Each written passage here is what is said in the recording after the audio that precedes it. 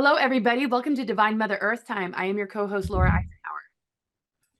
And I'm your other co-host, Marisa Acachella. And today we have one of the most important, if not the most important woman, human, and disclosure, the most dangerous woman on earth, and somebody I have who is a tremendous inspiration to me and somebody I've been dying to talk to. And I know Laura's been really looking forward to this interview. So I'll just go in and talk about Kerry Cassidy is the CEO and founder of Project Camelot and Project Camelot TV Network, LLC. She is a broadcaster, documentary filmmaker, and investigative reporter. I might add, par excellence. Your investigative skills, Kerry, are unparalleled, and mainstream journalists, propagandists could learn a thing or 1,000 or 10,000 from you. For over 10 years, Kerry has been traveling the world conducting interviews. Excuse me, you've got an old bio. It's 20 years. All right. Okay. Yeah, that's my book bio, I guess. Yeah, it's old.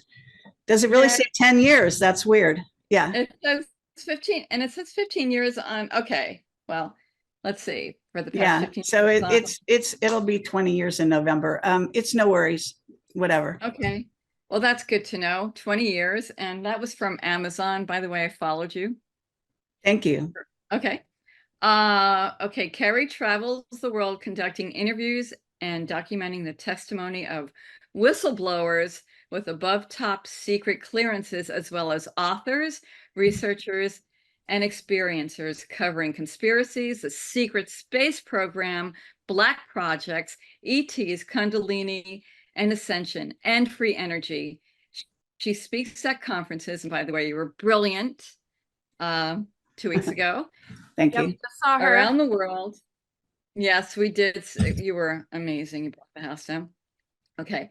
Around the world, and is considered one of the leaders, the leader of the disclosure movement.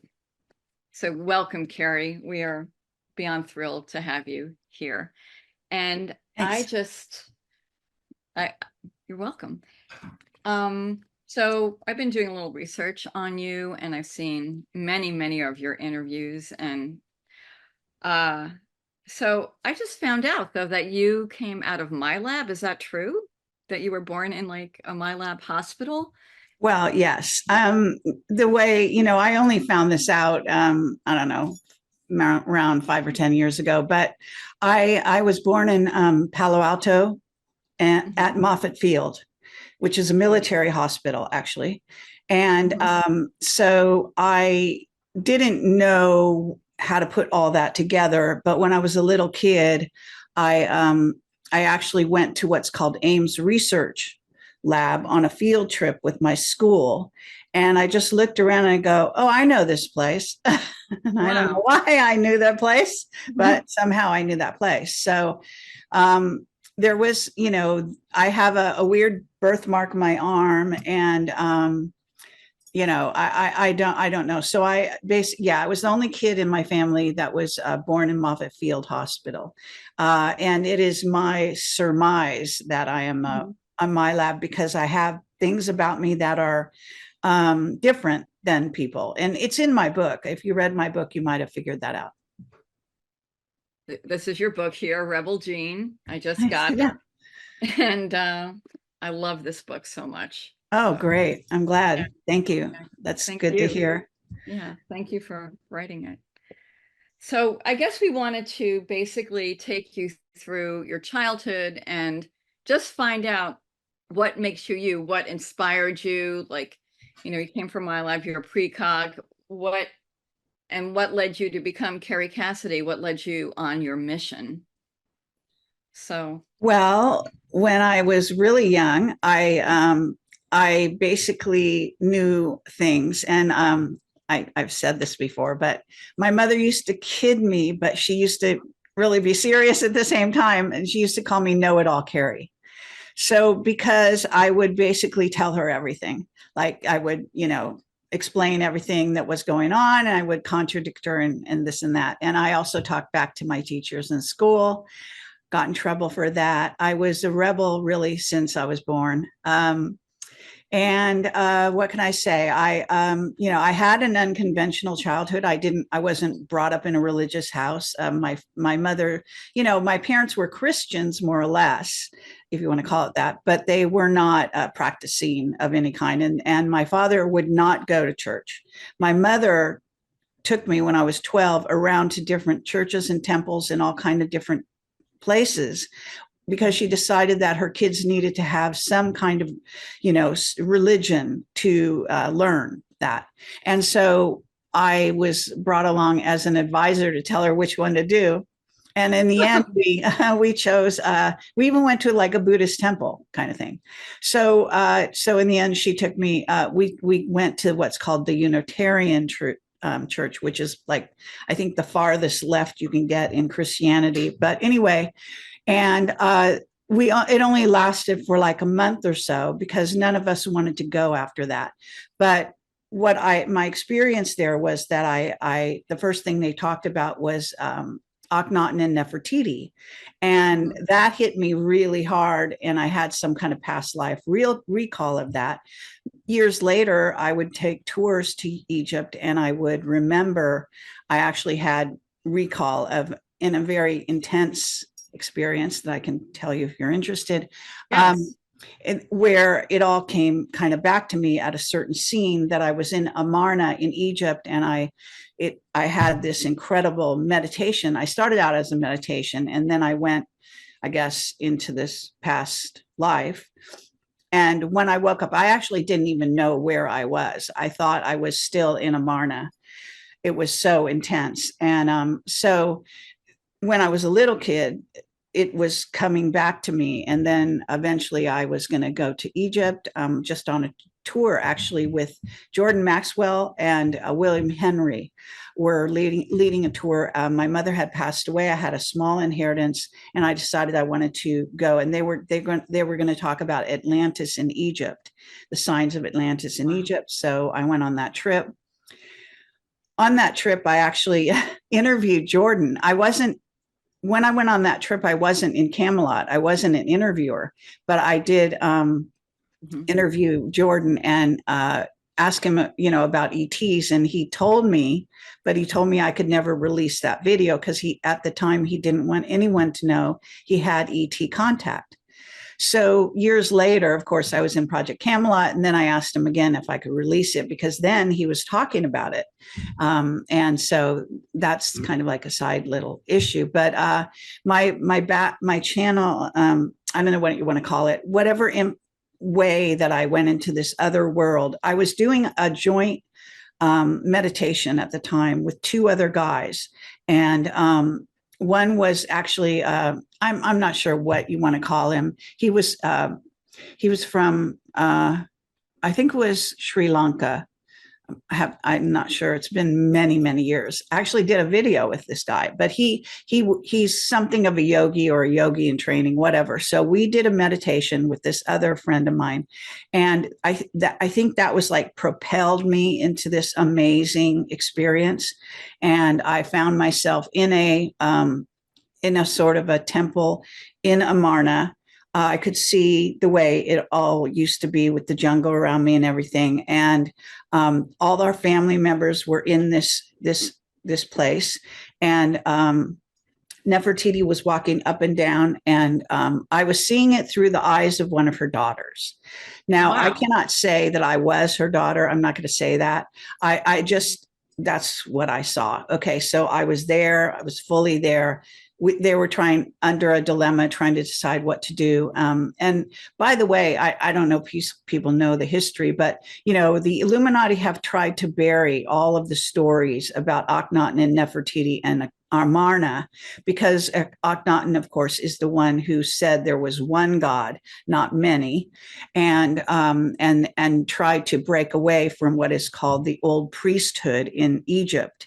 And Tutankhamun was actually he was actually adopted, but he was taken away from Nefertiti and Akhenaten. He was not their son, but he was supposed to be their son. And the old priesthood took him away back to Luxor. So Amarna, if you've ever been to Egypt, I know Laura has, right? Laura, you've been to Egypt, right? No, I actually haven't. I've been waiting for the right. Oh, wow. I thought you had. Yeah, Okay. my bigger picture soul history, but not this incarnation. Yeah, sure. Not in this life. Okay. But the thing is that so the old priesthood was established in what's called Luxor in Egypt and along the Nile. And then Amarna is a completely different setting.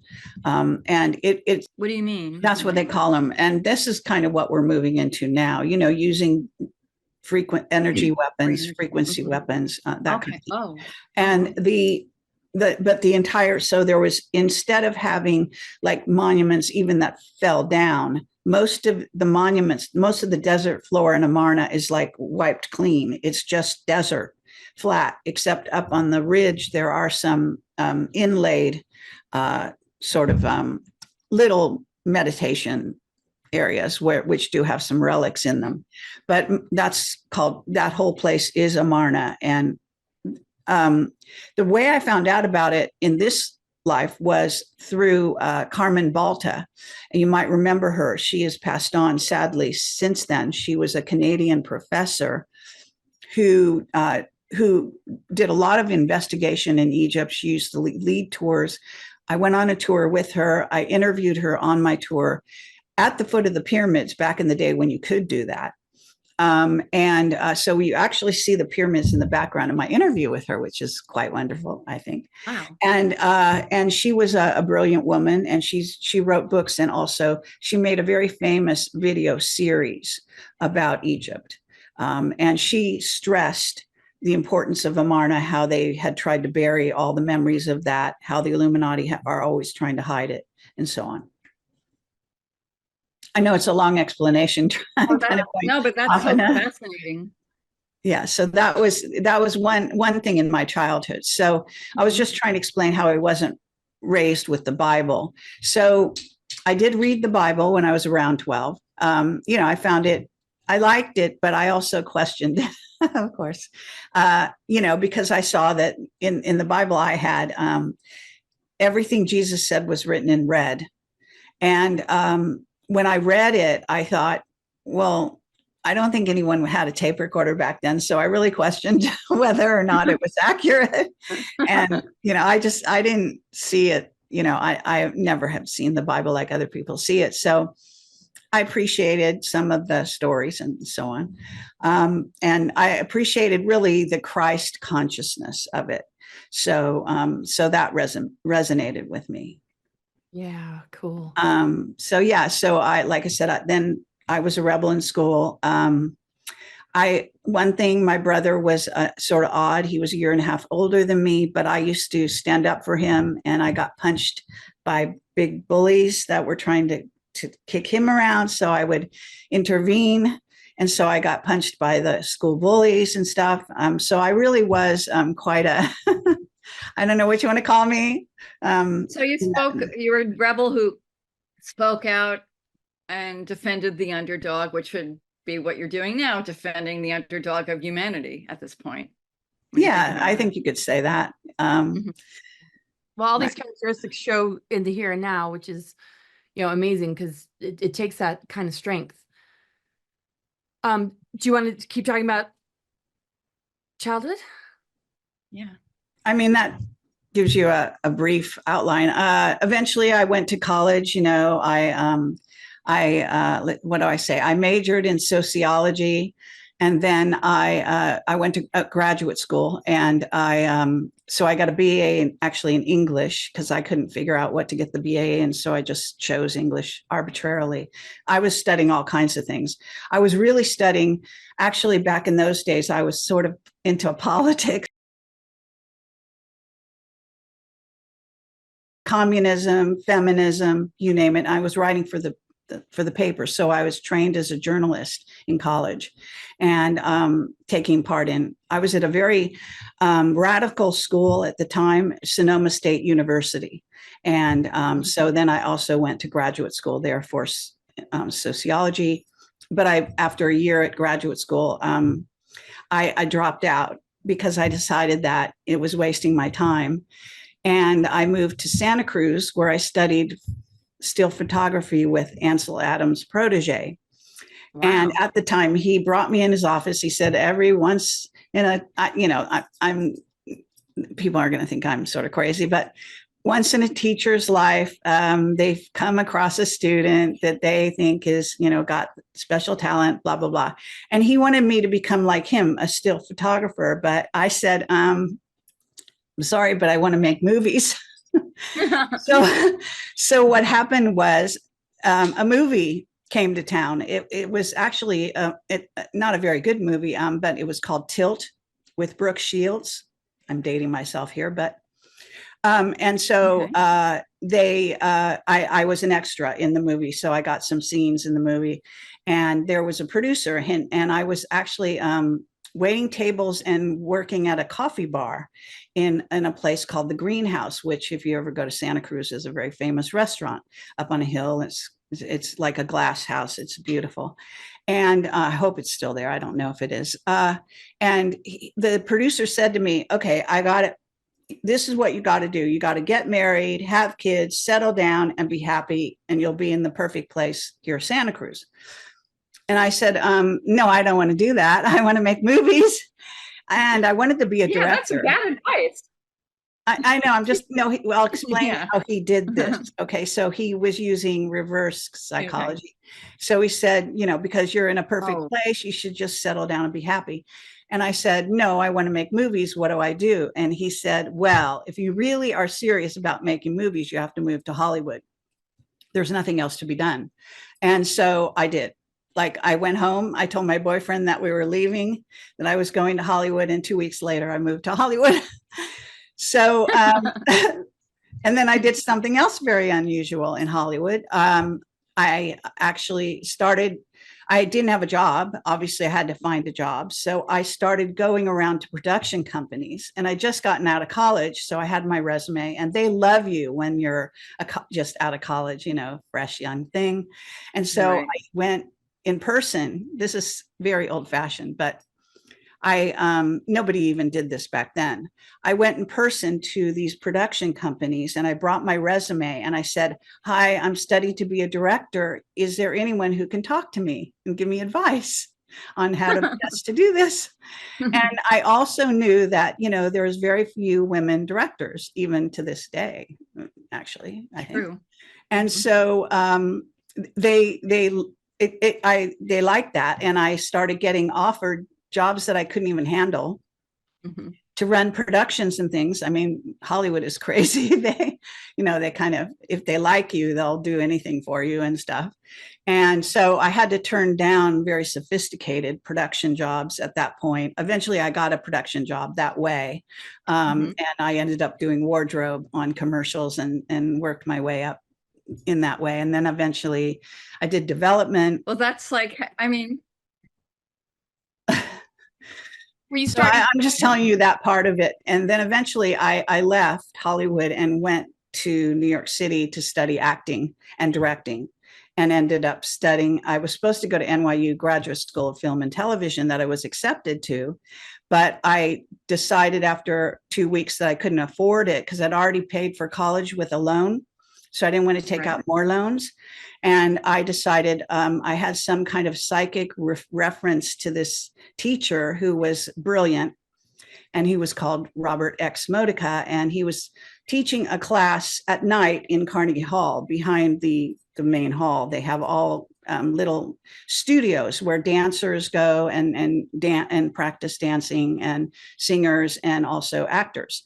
So I studied with him for around 4 years, acting and directing, more or less directing as well. So and I also worked in a film production company at that time. And eventually, I mean, it's a long saga, but you get the idea.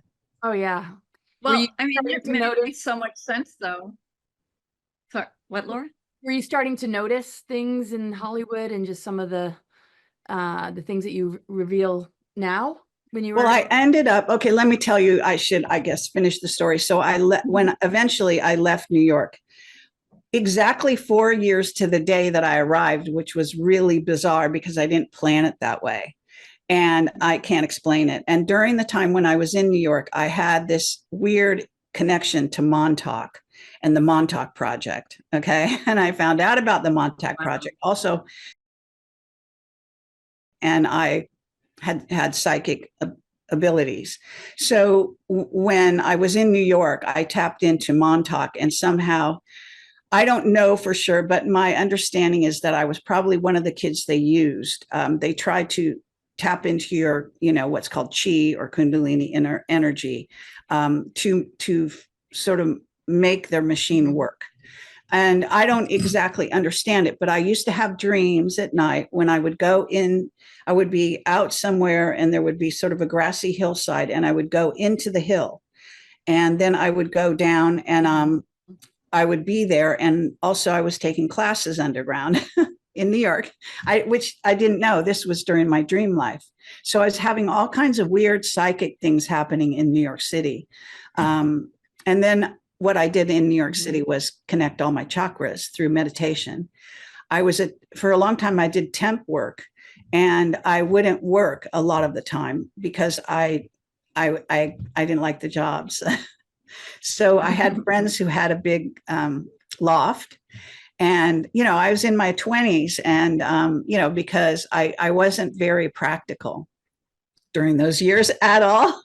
And so I would meditate all day and all night. And, I didn't eat a whole lot. And I actually did connect all my chakras. I had multiple samadhi experiences. I had an incredible experience where I saw the whole matrix melt. It was incredible. Wow. And I was in this incredible, people that do this talk about this sort of, after you reach a certain breakthrough, you have this feeling of samadhi is what it's called, but you, in essence, kind of see the oneness in everything, and you walk around like everything is beautiful, and that's kind of where you're at. And so I did that. But it was in the middle of New York City, so that was kind of a different kind of place to do. Okay, doing that in the middle of New York City is quite an achievement. Let's just do that. Wow. Yeah, no kidding. Gosh. So then I moved back to Hollywood, as I say, and I worked for 20 years in Hollywood, working my way up in the system, writing screenplays on the side, Okay. trying to break through the glass ceiling, and finally could not do so because I ended up not being, most young women, well, the way it was then, have to, get onto the good side of, it was an old boys network, as you know, and you basically get mentored. So I did learn things, and I did have some guys that helped me along, with letters of reference and things, but I was a rebel. So I never, from Northern California. And so I never really got the whole kiss up to, like when they did the Me Too movement, remember? Yes. From my point of view, that was absurd because I had been, in some situations that were slightly compromising, if you wanted it to go that way. But I don't know, there was something around my aura, or something still is, that where nobody wants to mess with me. And so I basically don't understand those women that just don't say no, because I mean, it's so obvious. A guy wants you to interview you in his hotel room, that kind of thing, and stuff like that. Dating often, and then when they don't get the career that they wanted, then all of a sudden they're a victim. And I'm not trying to victim shame at all, because that could no, sometimes, I mean, I actually I knew what's his name, the famous, yeah. So I worked as a temp for him, but I only worked for him for a few days. He was a big fat guy, though. He could easily overpower a woman, physically. That's true. And they are like that. I mean, he's not even unusual. There was a lot of guys like that.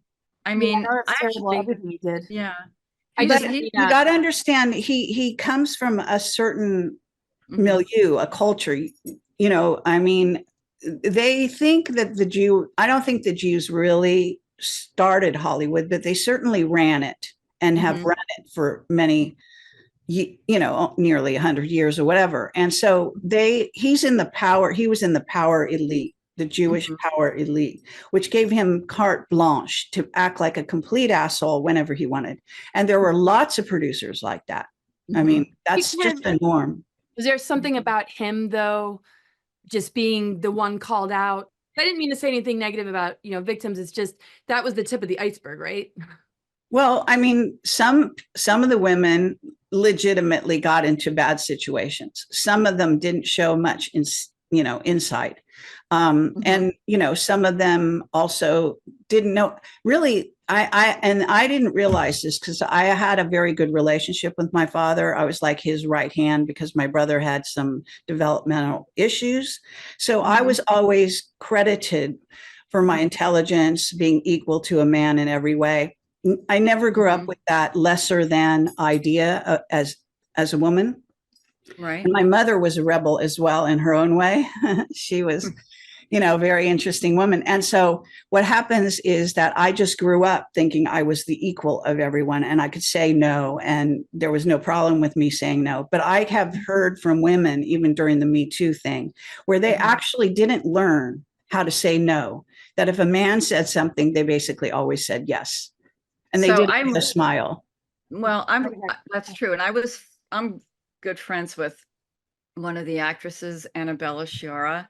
So that's different. That's not a casting couch. Not the same. That's an assault. So, yeah, but that's very different than everybody else. And she was the one that got him, you know, put away. But then they reversed it. So anyway, yeah. But it's what you're saying though is true. I think a lot of women put themselves in that situation out of fear and desperation, and also, let's face it, sheer ambition and power. So yeah. But anyway, I don't want to get in the middle of your story. Like you really want to get that career, you want to get ahead, and then you're with the person that can overpower you. And I feel for the women because it's so easy to fold. But having the patriarchal programming not passed down to you in that way was a great source of strength. So that's really good. Yeah, and the fact that you had your father who, and in your upbringing, you had that strength and guts and. Well, yeah, I didn't grow up in that kind of community. You know, as I say, I also didn't get promoted in Hollywood. So I couldn't I couldn't get through that glass ceiling because there was a ticket. You had to pay some kind of ticket in some kind of way. And I also would say that a lot of people never understand, and this goes for even the child, many cases, they completely know nothing. But in the situation, some situations, like in those situations, you could say with, you know, grown women and these producers, there is a seduction going on. You're trying to seduce them as a starlet, right? And get them to be attracted to you so that they want to give you opportunities. At the same time, it's kind of like having a wild animal in your care. You don't want the wild animal to like overpower you, but you do want to have them there in your midst, right? It's that way. You know, it's like you have to be a lion tamer in a way. And some of these women weren't up to the job either. You know, so you have to I think women have a lot of power in situations that they don't realize they have if they're not brought up to acknowledge their power. And I know a lot of women. I mean, I've talked to a lot of women. Number one, they weren't treated well by their fathers. So they already had a sort of an antipathy between them and their fathers. They weren't credited with how intelligent they are, or whatever it was. And so that also gives you like a lesser view of yourself and your own power. But I never had that problem. So thank God, because you're you. I mean, well, it's not just that, but I'm saying both my parents contributed to a good self-image because, number one, my mother was quite a rebel in her own right. She never did what other people. In fact, my parents their whole motto was never care what other people think and never do what other people do. I mean, they literally were the rebels. They didn't, that's the way they were. And I internalized that. To some degree, my sisters and brothers did as well, but not as much as I did for whatever reason. So then after Hollywood and kind of seeing that, and what's wonderful is, to see that and to know what an epidemic that is in our world, the way that the genders are being kind of modeled or encouraged. Now we got gender confusion, and it just goes on and on. Yeah, nuts. And seeing people take a stand, but also almost feeling like there's so much that's not coming to the surface that is being tossed to the side. This is where you've really sunk in, your intellect, your wisdom, your ability to take these skills and abilities to expose some of the most difficult things to bring to the surface. That comes at a cost. It takes a lot of courage. So you've met a lot of whistleblowers, and you don't shy away from asking the tough questions, to the point where you've been labeled a dangerous woman. Talk to us about that. Yeah, I love that. You said that in your talk. I am considered one of the most dangerous women, out there, because, well, at least people come to me and tell me. They tell me, even these military guys tell me, they've been told not to talk to me. Juan himself told me that, as you know. I've said this a zillion times, but I'll say it again if you don't know. Juan O'Savin did one interview with me, in case you don't know, and that was 3 or 4 years ago. And after the interview, he told me he'd never do another interview with me because I have some special power, he says, to make him violate his security oath. And word got around, and Gene Decode has told me the same thing, and I never even interviewed Gene Decode because he won't let me interview him. He's a great guy. People watching me, I guess the military watching me over the years interview people. Well, there is something that does happen when I interview people. Especially, it's a one-on-one, and there's a thing that goes on with, maybe you could say, military people that do have security oaths, who want to answer my questions because I have gotten them to feel so comfortable. It's almost like it's just me and them in the room, right? I think in their minds. And I think that I have, there's a special, we have special powers, all of us. And there's a special power that has to do with what's called influence. So what I have is the power of influence. And, when I was younger, I used to go on job interviews and I would get hired on the spot. And then the person would call me back like a few hours later when someone else had talked some sense into them or whatever it was, and apologize and say, no, I couldn't have the job. So this happened to me enough times where I thought, what the hell is going on here? Like one minute I'm great, and the next minute I'm not, So what was that? Because I got them in, because I can convince people when I'm in there, I have this influence, this aura, that when I'm in their midst, that sends out this, I don't know, soothing energy, acceptance, a feeling of acceptance, whatever it happens to be. So they want to talk. They want to tell the truth. And telling the truth is like the greatest gift in the world. And I'm so, for that. But when you have a security oath, obviously telling the truth is not such a good thing. Well, you really have, you do have that talent. You've gotten so many people to tell the truth and give out so much information that is so valuable to humanity. Who do you, you've talked to so many whistleblowers. Can you tell us some of the people that you've talked to and who has given you the most information? Who do you think, who is like the most powerful or most important whistleblower that you've talked to, or some of them anyway? And what? Okay, well, it's very difficult to understand because I've interviewed over 2,000 people over that. And I don't even remember sometimes all of them, like right off the top of my head. I have to see their name and stuff. But there are ones that stick out, right, as major ones. Command Sergeant Robert O. Dean, Bob Dean. He was already on the circuit and famous when I first interviewed him. But we had such a rapport that he ended up really coming out in such a way. He says that I made him a rock star. He used to joke with me all the time. Wow. Because he became even, doubly popular when I interviewed him. And then, I even had military men back then writing to me saying they were going to come, and I got Bob, I would say to Bob Dean, I would kid him and I would, prod him and stuff.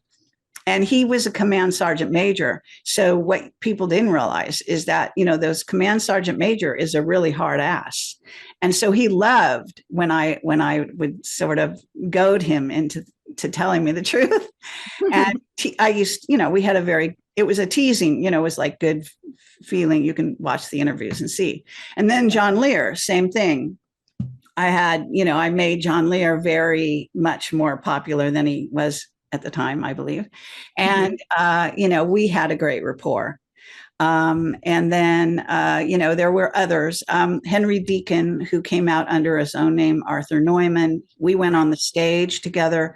I encouraged him when Bob Dean was talking in Barcelona. Henry Deacon was there in the audience. His real name was Arthur Neumann. And he was in the secret space program for like well over 40 years and knew a great deal. And so when Bob Dean we were about to go to lunch, and there was like 1,500 people in that audience.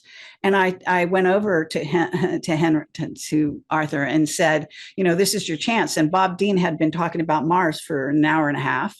And so I said, why don't you come on stage with Bob at the end and announce that, because he's been on Mars, he went through a jump room to Mars. That was part of his testimony to us. So he was a very impressive person. He was one of our earliest interviews, and initially wouldn't even go on camera, would only do it, without the camera, and even had this first meeting, we had this thing, he put this electronic thing on the table to keep everyone, including the secret space program people, from hearing us, and told us tremendous amount, which is all still documented on my website. It's in writing, a lot of the early testimony from him. Eventually, he came and did a conference with me and went on stage with me. But when we went on stage in Barcelona at that time, they had actually flown him down there because he had just come out for the first time in an on a conference in Switzerland that Bill Ryan had. We had already split up, basically, Bill Ryan and me. But Bill Ryan had given a small conference up there, and Henry Deacon went on stage there to support Bob. What's his name? Anyway, this other person, and so they flew him down to Barcelona, but they wouldn't let him speak. And so I encouraged him to come on stage. So we went on stage, and he did. He announced to 1,500 people that he'd been going, that he could go to lunch on Mars through a jump room, and that he'd been working there. And of course, it never hit the news. And the people who ran the conference made us leave the stage. They forced us off the stage, even though, he wanted to talk some more, and tried to shut him up. And so did Stephen Greer, by the way, strangely, playing some kind of very weird, sinister role, which I don't even know the whole nature of. I just know that Arthur Neumann, and I don't even know if he's still alive now. So I'm not, there's rumors that he might not be alive, but okay. There was some intimidation that happened between Stephen Greer and our witness. Anyway, and so that's what happened in Barcelona. We got a threatening letter right after we left from Dan Burish and Marcia McDowell, telling us that MJ-12 was now turning against us and that we better watch our backs. Wow. So that was kind of interesting. So what can I tell you? The thing we did that was very different back then was I had a consumer grade camcorder. We didn't have a lot of money. I had a small inheritance, as I said, from my mother. We took that and I flew to Europe. Bill Ryan, who was my partner in the early days, only for about two and a half years max, because we ended up having quite a contentious relationship after Yeah. that and split up. Right. Which I don't even mind talking about. I can explain. But anyway, so what happened was we went around in his station wagon. He crossed the channel and we would go all over Europe and interview people, you know, face to face with a camera. And that was very unusual at the time. And then I was a YouTube director creator. And so I was able to get 2-hour interviews online when most people could only do 10-minute segments, because I had a credentials from Hollywood, have, you know, that I showed to YouTube, and they let me in as a creator, you know, director. So it was an amazing, magical time. And we basically, what's happening now with everyone interviewing everyone else, I was just thinking about this before the interview. Now it's commonplace. Everyone does it. So, you know, but we really started that train.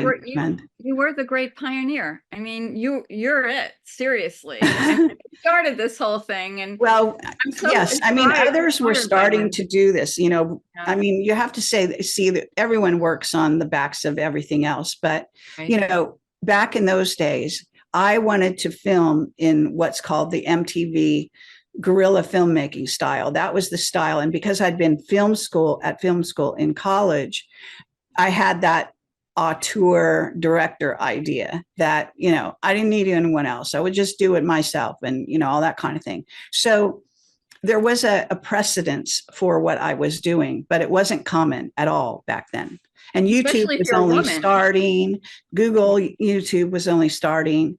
If I hadn't come across you, I mean, I was just out of the Mars recruitment 2006, and I'm like, I gotta make this public. What do I do? And I had met maybe Alfred and Andy and Michael Saul, but you were the platform, and it was like, oh my gosh, all right, like this is possible. People are talking about this.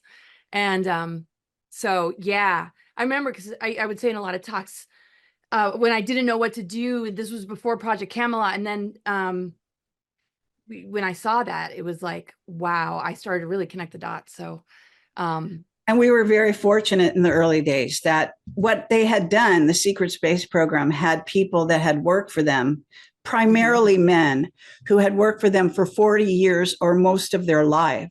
And at a certain point, as they got older and older, they started to realize that humanity had a right to know. And they started to feel guilty that they were in this world of secrecy that is arguably 10,000 years in advance of where we are right now, even. And so they wanted to come forward. And we had this platform where we encouraged whistleblowers. We even started the word whistleblower in a sense that wasn't associated with a business, right? It was whistleblower from truth. And most people, when we said, well, we interview whistleblowers from Above Top Secret, didn't even know what we were talking about. They didn't even know what it meant. We had to just, you know, tell them, translate. And by the way, back in the day, apparently, Julian Assange wrote to us. And he did? Yeah. And he liked our work. So this was before WikiLeaks, by the way. Well, so of course he's going to like your work. I mean, I'm sure he was inspired by you too. Maybe. Yeah. Maybe. He must have been. Huh. Wow. So we have so many questions. Oh, I know. Too, by the way, I mean, you do a lot of sacred site tours, right? Yeah. You want to tell us a little bit about your experiences doing that? And well, I do tours with Maria Wheatley, and she is an expert dowser. Her father was the dowser for the queen. She's a druid. And so she comes from kind of like a completely different walk of life than me. She's English. And so the two of us teamed up. And I think we're a really good combination. And we ended up leading tours to Egypt. But prior to that, I had taken lots of tours in Egypt and had connected with some of the guides and everything. So I really knew a lot about, and I would get downloads at the sites and various things. So then I decided I would start doing that. So I asked her to join me. So that's how that happened. So in fact, we were supposed to go this fall, but because of the war in the Middle East. Nobody wants to take a chance, I guess, to go to Egypt because it could be involved at some point. But what can I say about it? We also have toured stone circles in England, and had black helicopters, following us. And I mean, it's just a simple thing, nothing fancy. Everyone does tours of stone circles in England. But she's very good. She's very knowledgeable, and I have my own approach. So I bring this history of whistleblower testimony to do with that, and also some of it has to do with ancient sites and old, going back to Atlantis. And I have downloads of information about Atlantis, and so I don't like one of my interviews I always remember with Aaron McCullum. You might have heard of him. He was basically a super soldier, and he was, I met him, he contacted us, and I actually met him in, I think it's okay to say because he's long gone from there, Pasadena, in person. And he was a nervous wreck. At the event because, with you that you put on, that he was a speaker. I was a speaker as well, I'm pretty sure. He had the dolphin sort of. Yes. So what happened though was that when I met him, so Camelot, there's something about Camelot. Now it's written in my book. It goes back to King Arthur's Camelot. And a lot of people are going to think it's complete BS. So I totally understand. And it doesn't matter. Bill Ryan himself didn't like it. Okay. But I wrote it into the book so people knew where I was coming from. So what happened when we first created Camelot, the way it happened was I had met Bill Ryan. I decided to interview him. He was leading this sort of the speaker of serpo.org, this this program that the Defense DIA had put together to go send astronauts of ours in exchange for aliens. So it was an alien human exchange program that is depicted at the end of Close Encounters of the Third Kind with Richard Dreyfuss. And that is based on a real thing that happened. And from what we understand, there were several of these kinds of things going on. But there was one for Project Serpo, and Bill Ryan was an educational coach. And he also he grew up in Africa, and he was like sort of an Indiana Jones type. And he used to lead his executives into caves and do this spelunking thing and whatnot. Anyway, but he was also a writer, and he started a website for serpo.org. So he became the only spokesperson you could talk to about that release of information from the DIA called Serpo. So I invited him. This is the very beginning when we didn't even have, it wasn't really Camelot, but I started it. I'd already started interviewing people. And I invited him for an interview, and I went to meet him, and he'd just done interviews with people with lights and cameras and teams of interviewers and all this. And I just walked up with my consumer grade camcorder. I said, okay, I'm ready for the interview. And he just looked at me like, where's your team? Where's your whatever? And I said, this is it. This is me. And I interviewed him, and it was a big hit.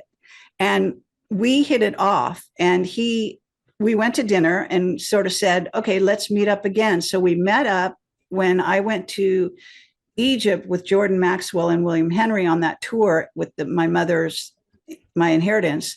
I then went to England to meet Bill, and he agreed to show me all the stone, circles and Stonehenge and all of that in Egypt. In England. And we went to one of the former homes of King Arthur.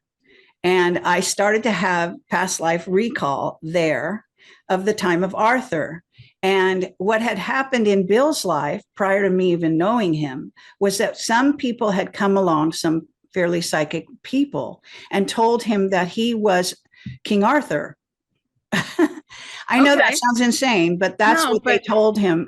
But if you kind of look at him, you might even think that might be true. But anyway, he didn't like it. He wasn't interested in it. So we never talked about it or anything, but I found out about it. And I also saw him in that role. in these recalls that when I was in Tintagel, which is a very spectacular, amazing place in England, it's on the cliffs. It's on cliffs, beautiful view over the ocean. You know, it's a very interesting place and has very incredible energy. So I started tripping in my head back to the time of Arthur when I was Guinevere. I know. So wait, so this tell us about that. sounds insane. No, I'm what not- is There's a lot of titles of Arthur, like there wasn't just one. Yeah. So There was that's more than one Arthur. That's right. And but anyway, so I'm just trying to explain that why I'm trying to explain why there's something about Camelot that came with Camelot, okay, that we used to talk about all the time. We just called it the magic, okay, that it was magical, that we got interviews with amazing whistleblowers, people that we weren't supposed to. We even had colleagues try to get us dropped out of conferences where they invited us to speak. We have, you know, I'm not going to name them, but they tried to get us, you know, completely removed from the roster. They didn't want us there, but we somehow would be saved, and certain people would come to us that weren't supposed to be, because we were newbies at the time, total newbies. And it didn't matter. We just had this incredible rapport, and we would get these amazing whistleblowers. I'm just saying. So we began to call it the magic of Camelot. So this comes back to Aaron McCullum. So what happened was that when I went to meet with Aaron, he was a nervous wreck. And I told him about Camelot and how I wanted to interview him, and I calmed him down just verbally. And then he eventually came on my show, and I got a download that he really was a dolphin human hybrid. So I encouraged him about that and made him feel more comfortable. And he started having incredible, you know, his own memories of everything that happened to him in the secret space program. He went on to become a speaker, hit the circuit in a big way. And so what happens is every time I would interview somebody, they would become famous. And like I even interviewed David Wilcock. He was so fed up. He was leaving the scene. He was deciding to become a recluse, and you can even ask him. And after our interview, he completely reversed himself and started to become who he is today. Right. Wow. So, so there was something, it's not us. I'm just trying to say. And what I think it is that we were Project Camelot. We were Camelot back in the day. Okay. One of the Camelots. And there's even a statue of Guinevere that people say looks just like me, that this psychic woman has made. And you can find it. It's on the internet. So what happens is that we carried that with us. And in Ashiana Dean's book, she talks about Camelot. And basically what the job was to recover the, you know, the seal and all of this. And it goes back to, and it actually goes to Akhenaten, whose real job was to go down to the halls of Amenti, as it's called, and recover these seals and so on. Anyway, that was part of our destiny. We never completed. So then fast forward to now, zillions of years later, a lot of the people I interviewed seemed to be like members of the round table in essence. And that was the theme of Camelot. The reason we used that name and wanted that name, not only was I had, as a child, been enthralled with Camelot and books on Camelot, but that there was, you know, this idea of the round table was an idea of non-hierarchical societies in which everyone was equal all around the round table, that theme, which, by the way, the round table was supplied by Guinevere's father. That's where it came from. Yeah. Really? Which is an interesting little piece of information. So, you know, there's all kinds of people that, you know, are experts on Camelot and various Arthurs as well, because there's more than one in centuries. There's a 6th century one, and there was something else, but I don't think there was Guinevere in both centuries. There was just one. But anyway, so that's how you get into all that. And then we went on that trip, Bill and I, to Glastonbury, and I had more downloads and more Camelot and I was in the Abbey, the Abbey, which is partly burned down, and I was having incredible past life recall there. So anyway, that was kind of happened at the same time, making me think that there was something about us reconstituting the round table from our prior mission that came into the creation of Project Camelot, and part of the reason why we were, and even still are. I mean, Camelot has its own, sort of aura around it. It really does. I mean, it's so interesting that you've taken the round table, and Guinevere's father created the round table. And then I'm thinking about your relationship with your father and how he's influenced you. So it kind of comes full circle, may I say? All right. Yeah, I haven't thought of that. Yeah, but okay. Well, I mean, the integration of the masculine and feminine and the divine blueprint and sacred union, alchemical marriage, hierogamic union, and the Michael Mary lines that go through, Avebury, Henge, Cornwall up into Glastonbury is the most important part of the world to be healed. So it's just amazing to have those experiences and those downloads that you've had. And the essence of, what you carry and how that disarms people that talk about truth. I mean, 'cause that is to me like the truth frequency, which is really what my book goes into. That's so wild. That's really cool. It's so what about you were talked about some downloads that you had about Atlantis. Can you tell us about that? Well, yes. I mean, when I went I've always understood Atlantis. I've always resonated with it, even way back in the day this is many years ago, when people would say, oh, Atlantis is just a figment of your imagination, all that kind of stuff. I think more now people realize that Atlantis was a real place, thing. And in fact, I went to Malta and had more sort of downloads about that, as Malta played a role in Atlantis, because Atlantis was actually almost the whole earth at the time. It was lands. It wasn't just one land. It had a primary big island initially, but it also had all these surrounding lands. One of the roles of Malta at the time was a place where they, I think, hid Atlantean scrolls and things that they knew there was going to. So the ones that were psychic brought these relics to hide in Malta. And I think that the what do they call them? The Maltese, Illuminati, those guys, they in their, they have a fortress there. What? Okay. Are you talking about the Maltese Templars? Yeah, the Templars. But okay. So I'm just saying that I got a download that they're there, that their hidden relics are in Malta. Wait, and they're there now. Yeah.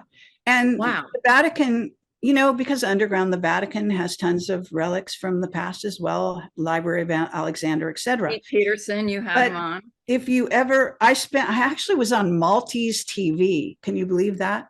I mean, I don't even know how that happened, but I was. And I had a lot of help to be, to go and explore and take tours to Malta.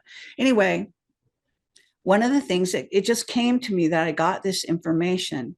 And when you look into Malta, you'll find out that it's completely controlled by the Vatican, like ridiculously. Okay. So it all kind of fits together.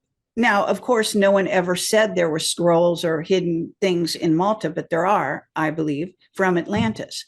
Atlantis is a mystery. They don't know a lot about Atlantis. And that's also, by the way, from the shifting of the poles, apparently a lot of Atlantis has shifted down to Antarctica. And Atlantis is said to be the last place that ETs and humans walked together on Earth, on surface Earth. Right. So we're entering a time when that's going to happen again. And we're right on the verge of being right where Atlantis was before it was sunk. Just saying. That's so interesting, because I believe you, because is that, okay, two things. First of all, like the cufflinks of the Vatican, okay, it looks like this, right? And it's like the Maltese kind of Yeah, I can't really see that. It's really faded, but okay. Sorry. Oh yeah, It's the like- Maltese cross, of course. Right. And it's like that's in the Vatican. Okay. Like the Pope wears like those kind Oh, of really? yeah. So there's that. And then okay, then you think about Antarctica and how it's totally hidden from us, right? Of course, then that makes sense that Atlantis, the remnants of Atlantis, would be in Antarctica. I'm not Doesn't saying that anything Malta about is the only place. I mean, you can imagine that just like now, there's Mhm. psychics who see the future, right? it? And Right. of Atlantis, it wasn't hit just once, it was hit twice. Right. One, I think, was an internal combustion having to do with, from what I understand, something about the crystal pylons in underground in Atlantis, and there Mhm. was dark magicians and a whole. It's when the whole dark sort of echelon came and Mhm. infiltrated Earth, also via the off-world cultures, and so the beginning of these battles that we're now fighting, right, with these types, and yeah, so and then there was a meteor, I firmly believe, that did hit and demolish a good part of Atlantis too.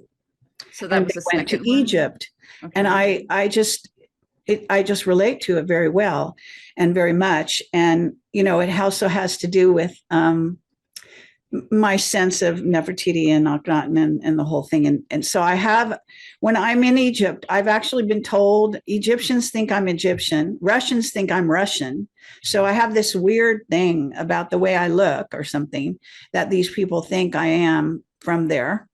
That's a gift, honestly. About Well, it. everyone has things that, I mean, I Uh-huh. recognize Laura. I told her already, from past lives, and she has a lot of, I'm not going to say because it's probably better not to. But anyway, it's in your hands, of course, to talk about that kind of thing.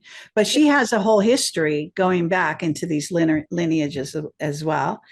And, this is, I mean, all of us are part of history, right? We all have past lives, and you can explore your past lives. One thing that I found in connecting all my chakras is I became more aware of psychic things and more intuitive and things. And what happens is you start to get downloads, but especially what I found is if I go to a place, I start to get information coming at me, and especially, I guess, if I've lived there before, so I get downloads in various places when I travel, which makes traveling really fun and very interesting. Well, that's probably why people recognize you too, because the aura signature from that. Maybe. So they weren't bad past lives. I hope that's why you're not saying them. They weren't bad. I hope. What are you talking about? You? We didn't have to talk about me. I was just, when you said you didn't want to say it, I was hoping. Well, I just think that, well, you go back to some of the, well, at least in England, you go back to some of the lines of, there, nobody likes the royals, but, you go back to those lineages. Right. But I feel Not just Eisenhower. I know you're with Eisenhower in this life, but I'm just telling you that you go back to that. I mean, I can read stuff off people. Well, I definitely would have been a rebel and going against anything corrupt. But yeah, I'll give you an example of something in England, because I think I have several past lives there. I get downloads there all the time, crazy stuff. Like one time I was with my ex-boyfriend, and we were walking around this castle that we decided to go visit, but the castle is pretty much burned down and you can't see almost anything. But we went there, and I was walking around, and I go, oh, and right here is where the kitchen was. And we walked around the corner, and there's this little sign stuck in the earth, nothing else, and it just says kitchen. Wow. And I had the same thing happen at Versailles, where I just walked around the corner, and I knew I was going to be in the church or whatever. And that's where it was in history. And so I've had these things where I get validation, I guess you could say, of what I'm getting. Mm-hmm. And so now I think I lost my train of thought. I definitely had Avalon past lives. I think we talked about that when I saw you, but yeah, anyway, so Yeah, you get a lot of precog when it comes to worldly events too. You want to tell us about that? Well, Yeah. now my work actually has progressed to that place where, I've always gotten these downloads, but I certainly didn't tell people about them mostly, unless you were just like with me at the time.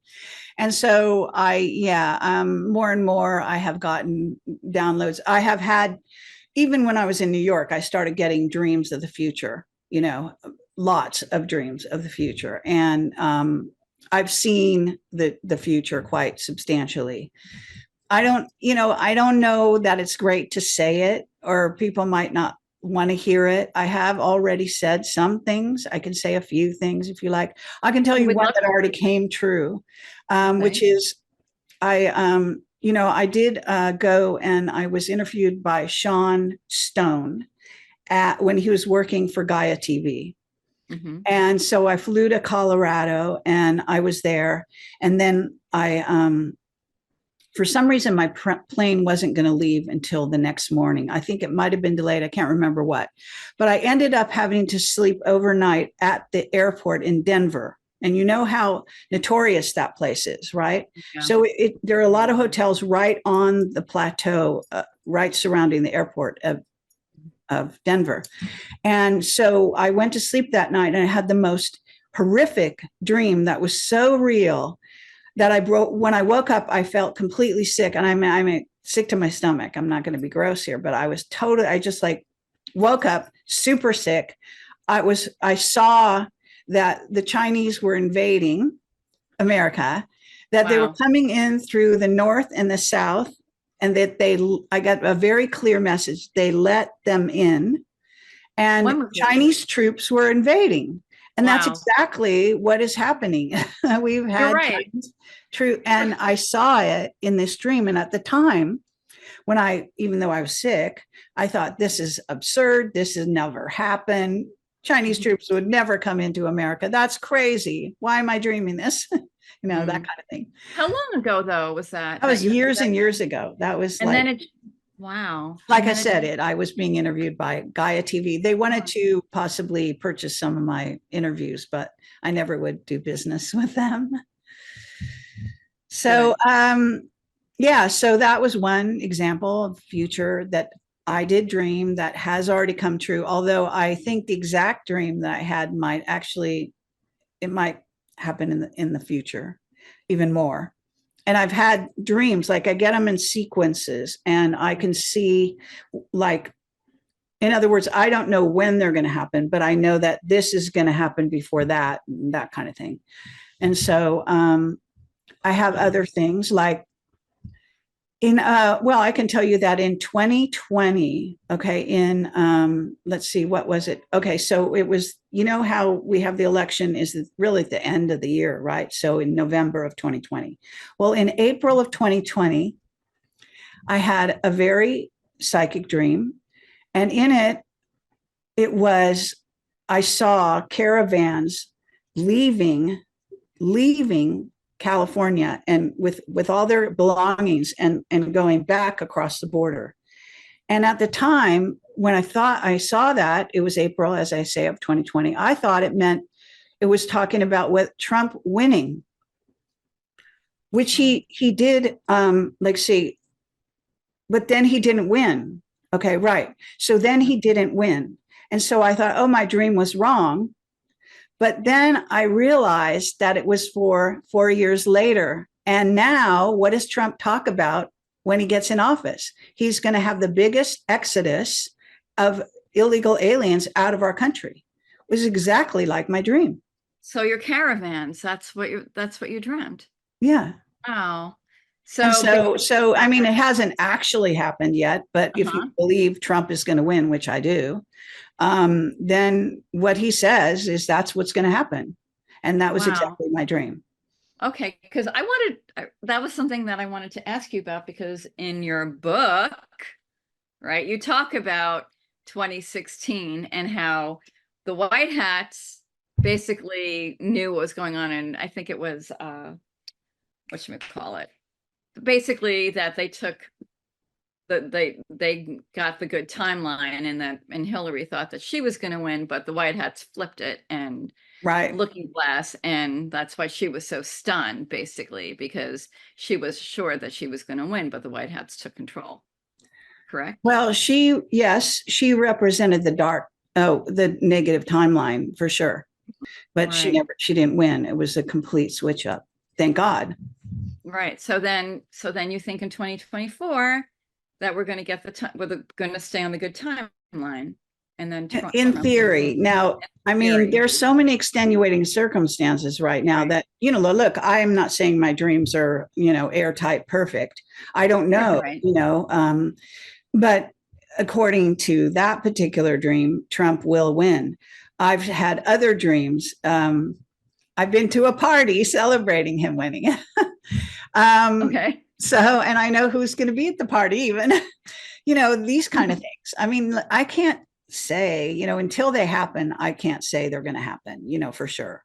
That's why I don't go talking all about them. I've also, seen other things like, that's why I'm cautionary towards people, because I want them to understand that it isn't the beginning of a golden age and all this kind of stuff, that actually, we're still fighting this war even after Trump is in office. And there's some very serious stuff that's still going on. So. Yeah. I mean, just wonder what'll happen to the country. Yeah. For starters. I can tell you, but I don't think I should. Is it you want to tell us a little bit?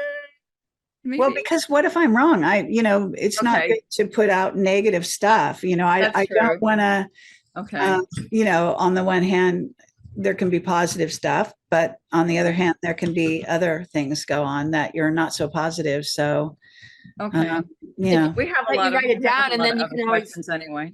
So what, Laura? I mean, I have these dreams all the time in my head. I know them. So, if they come true, I can tell people, but, and I, once in a while, I've told a few people the dreams, things like that, but it's sort of,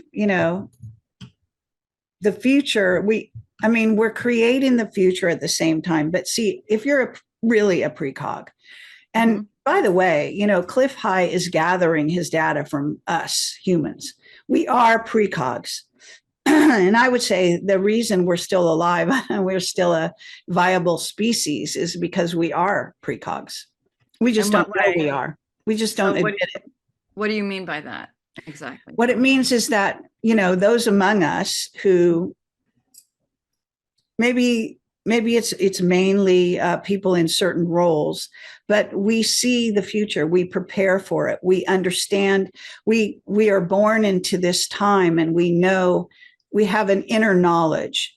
And the two of you are probably just like that. You know what I mean?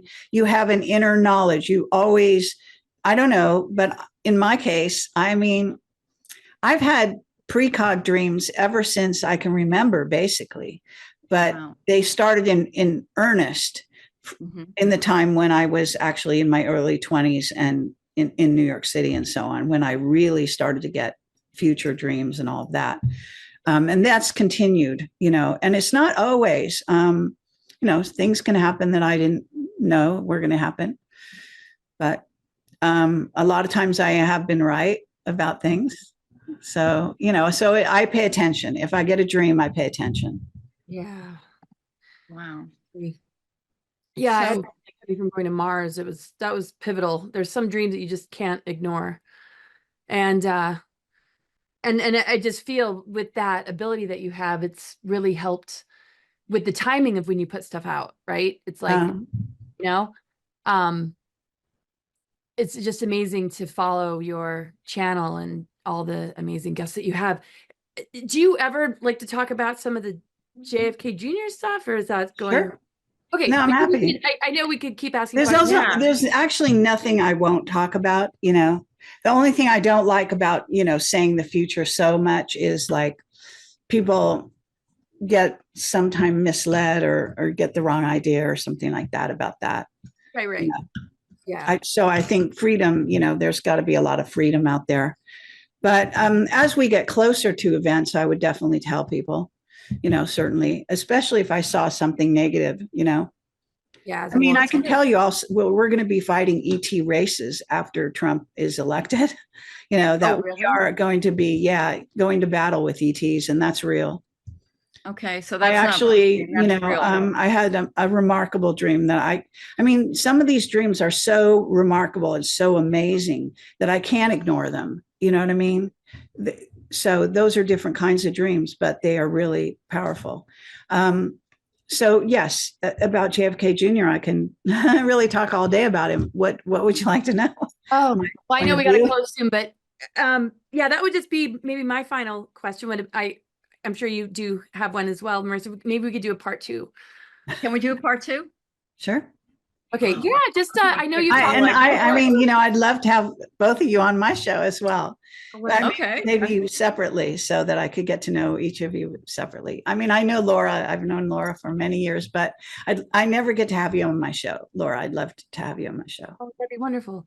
Yeah, so I know you've talked about JFK Jr., and I think some don't know how to process that, and you've gotten some interesting feedback. Anything you just want to share for clarity?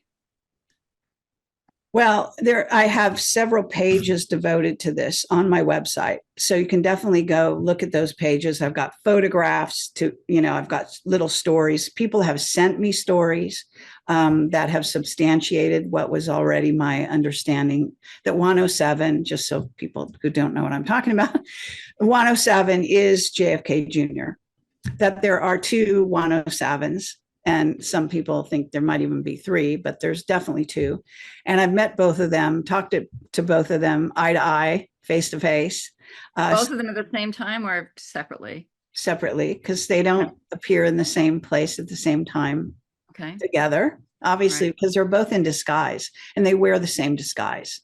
And so that's where, it's a certain kind of disguise. And I mean, I don't know if I can bring it up quickly, but I could show you. It's so much easier just to show the pictures than to try to tell you about it. But it's on my website. So if you go to my website and you just type in like JFK is the easiest way. And then you'll see several interviews and things that have come up. So at the Double Down, so there was okay. So can I share my screen? Is that all right? Hey, Laura, can Kerry share her screen? You have to give me permission, I think. Laura, can Kerry share her screen? Because otherwise I can't show you what I'm trying to show you. Yes, she made you the co-host now. Okay. I've seen all this stuff, by the way. It's amazing. I'm like, God. Oh, well, if you have, yeah. So no, but nobody, I mean, not well, the viewers, I mean, this is, yeah, it's for them. It's for the audience. Yeah, exactly. The purpose is for the audience. So yeah, so I've seen, let's see if I can get it here. I don't know. I'm trying to bring out the right one because this is kind of. Okay. Yeah. Okay. So this is one of the pages. So this is supposed to be 107, and he went to the Patriot Double Down. And what he did was, this was like a few years ago, and he got out of a very beautiful red car, which I don't know what the fucking brand is, Maserati or whatever you call these things, but and he spoke on the stage, and he had pared down his actual disguise, and I'm going to show you the real disguise. And so take a look at that face and tell me that you don't think there's a resemblance. Okay. I see the resemblance. And all of these are him. And this is him on the stage. Okay. So then this is his disguise. Now look at, if you don't know this is a disguise, then you are so dumb that we can't even talk. So here you have a huge fat stomach, right? 2 pairs of pants. He's wearing a ridiculous beard. He wears, in this case, he actually took the hat off, but most of the time the hat covers the rest of his face. The mask like Tom Cruise wears in Mission Impossible, and Eddie Murphy, and all the, everyone wears these masks nowadays, right? Mm-hmm. They're lifelike, totally lifelike. So he wears a mask, and this is how he goes in public every fucking time, which is just drives me crazy, because here you have this gorgeous man, and he dresses like a clown. He looks like Santa Claus, and people think he really looks like this, which cracks me up, actually. But anyway, so this is probably close to what he might look like now. All right. Right. And he's on videos, and I've got the video of him talking on stage. And this is my interview with him. Anyway, I've got a lot of information all about him and lots of good photographs. And I'm just going to go down here, and here he is on stage again, in this ridiculous disguise. And here's the interview with Nino, which is great. I've watched it like 5 times. oh, really? Oh, that's Yeah. fun. And there's some secret pictures that you have to look really close to see. This is one, the other one. This is Wayne Willett. Okay. See, he doesn't look anything like John. Okay. He No, wears yeah, the same yeah. disguise. Okay. They wear this disguise. This is John. He's actually a military guy. He has a rank above the rank of general in the White Hats. He is actually our acting VP with Trump, who is our acting president of the Republic. Okay. People don't know this stuff, but this is him. He was photographed in this with all these military guys. He's, there's so much to it. And, I just think it's so fucking obvious. And what happened was, in the early days, this is 4 years ago, after I interviewed him, actually during the interview, he invited me to come to this cocktail party and this weekend screening of this. It's called the Sounds of Silence. No, Sound of Freedom. Sound of Freedom. And so it was a weekend of screenings, and a lot of all the journalists, alternative journalists, were invited. Laura, were you there? I can't remember. Yes, I was. Yeah, we went out to dinner. Yeah. Okay. So you know what I'm talking about. So when we were there, we met this supposed person, 107. He was dressed in this ridiculous outfit. So I am there, and as it happens, I have a friend, and I didn't know they were doing this, but they took a picture of me, and I'm sitting on the couch, and he's standing like just a few feet away in his ridiculous outfit. And they took a picture of me, and I'm like this, because I couldn't figure out there was something wrong with him. I met him, and I had interviewed him, and I knew psychically he was John F. Kennedy Jr. And I had already interviewed somebody who wrote a book about but you never see him except his feet. But there have been a few times when he's sort of, I guess, revealed himself slightly. And what happened after the cocktail party weekend is I don't know if I befriended him or he befriended me or whatever. He started, I texted him on his phone. And so I would, talk to him every once in a while, text him or whatever. And so then in April of that year, it was around the same time when I had that very psychic dream of the future with Trump. I had I think it was at least 2 nights that were the whole nights all about John F. Kennedy Jr., explaining him in the dream, explaining to me how he did the disguise, how he was 107, blah, blah, blah, explaining everything. And then at the same time, I also dreamed the future about him and Trump and so on. So it went on. These were 2 dreams the whole night long. They were the most unusual night of dreams I ever had in my life. It was like I was in an alternate reality. Even to this day, I think, well, maybe they were just trying to deceive me. It was some ET weird thing. I don't know. It was wonderful. It was very fascinating. It was, it was very good, like a great feeling about it. It was wonderful. So I woke up on a Saturday morning after the first night of dreams. I just dreamed about him and all about who he really is and everything. So I texted him at like 9 o'clock on Saturday morning. And I basically said, which I'm not an early person normally, but that was early for me. So I said, I just had the most incredible night of dreams about you. And he wrote me back immediately, like he was right there on his phone, which he does work all hours. So anything's possible there. And he said, oh, really? Now you've got my attention.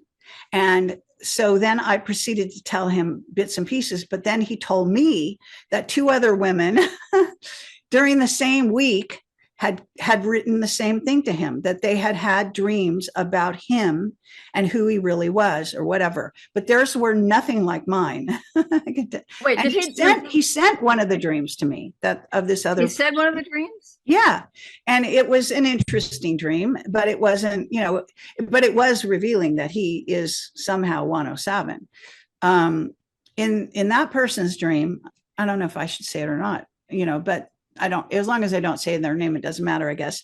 So they had dreamt that there was, 107, they won or whatever in the car with JFK Jr. in a car with 107, and they were driving in this convertible in Long Beach area of all places, I think. And that person said every time they asked a question, John would turn to 107 and ask, and then they would answer together or something like that. Anyway, it was some kind of dream like that. Mine was completely different. As I said, I was told, shown the disguise, how he did it, blah, blah, blah. So after that, I had lots of other dreams as well about him. I mean, really tons of dreams. So, and some of Trump. I've had a wonderful few dreams of Trump as well.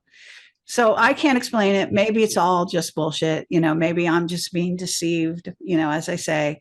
But I do wait to see if they're going to happen. I got to ask you, though. I have to ask you this. So the dreams that you had, okay, 107 is it's JFK Jr. When you did tell him this, did he deny it? Or did he agree? Oh, well, I kind of forgot that part. Yeah, so I did say to him, I know you're JFK Jr. I mean, it was in my dream, blah, blah.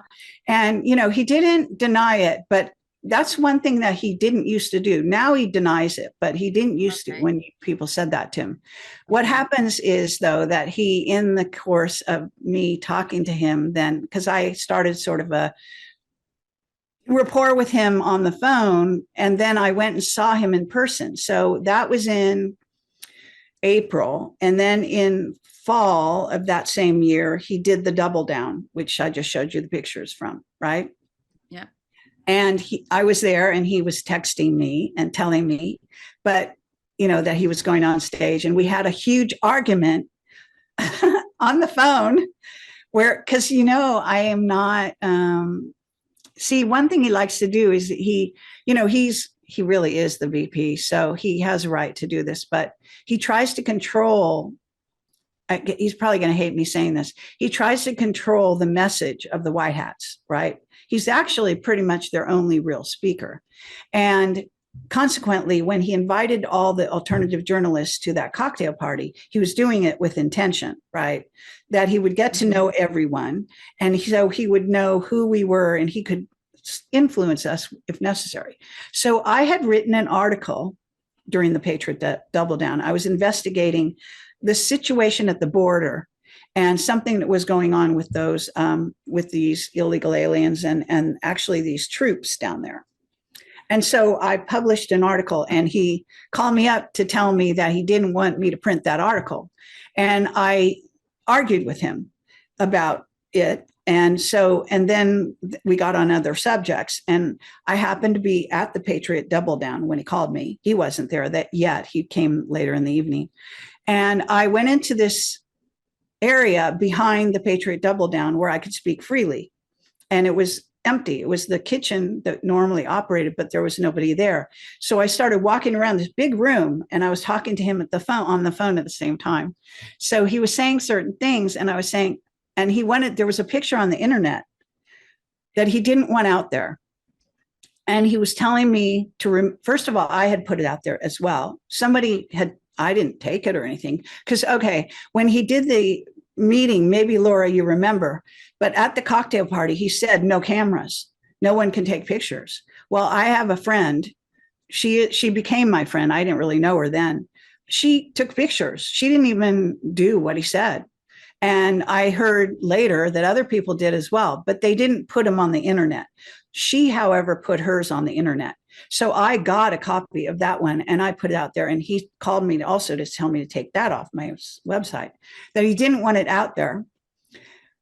And what's interesting about that particular picture, well, I guess I won't say that, but anyway, and so the thing is that he was trying to tell me to take it off. So I agreed. I said, no problem, I'll take it off. And I did.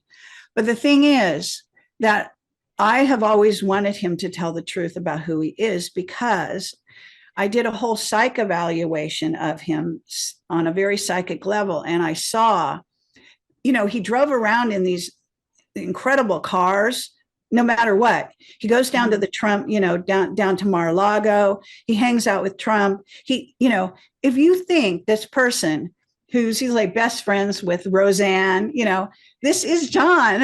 Okay. Mhm. I mean, for fuck's sake. And so, it's obvious. And so I would call him John. I just said, so I started to yell at him, about that, because I'm sort of a passionate person. I really wanted him to come forward, but he wouldn't do it. Mhm. And at one point, he probably, I think he's sick of me now, but he knows that I'm going to say crazy shit about him. But anyway, so he said at one point, he said, I'm going to do it my way. That's So in other words, he's going to say who he is his way, like right. but he will do it then? Is that what that means, do you think? Well, it was in answer to what I was saying. So that's all I can tell you. All right. Well, that's very interesting. It'd be great if we actually did see John And actually. well, let me say this. Okay. I have colleagues who won't come forward, who know damn well I'm right. And they've told me behind the scenes. I'll leave it at that. So I'm not the only one who knows he's JFK Jr. Okay. I'm just the only one with the chutzpah to say the truth. Well, you do have chutzpah. Let's just say that more than, pretty much the whole planet. You two, both of you have chutzpah. Let's just say that for sure. And I just got to ask just another thing though, because I know that we've taken up a lot of your time, but I do have a few questions. Okay, Kerry, because you talk a lot about like the AI God, right? Who is the AI God and who controls the world at this point? And I guess my last question is, I don't talk about an AI God. you did mention an AI God once. No. Right. I'm saying, no, I say AI, in essence, reports to God. I'm saying Satan reports to God. I am saying God is everything. Okay. I'm certainly not saying God is an AI. No. Oh, I know. No, I know you wouldn't say God is an AI, but whoever the AI head AI is. So it's, God isn't, these people, I know it's a religious thing with Christians. They like to say, well, I guess the devil owns part of the world or part of the universes, and God owns the other part. That's not how it works. If it's God, if it's the creator is over everything, including the dark and the light. Okay. The creator is over all of it. And so people like to pretend that, the creator loves them best and, looks over them and nobody else and all that kind of nonsense. They think it's like we're playing football games in which God is rooting for one team over another. It's not like that. And that humans need to grow up with their understanding about what is the creator, what is God, what is everything, see? And it is yin and yang, light and dark, and so on. That's like your Substack, your most recent Substack. You do talk about that.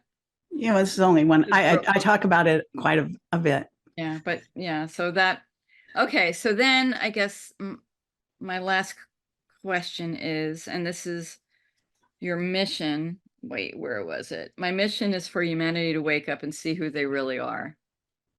That's in your book.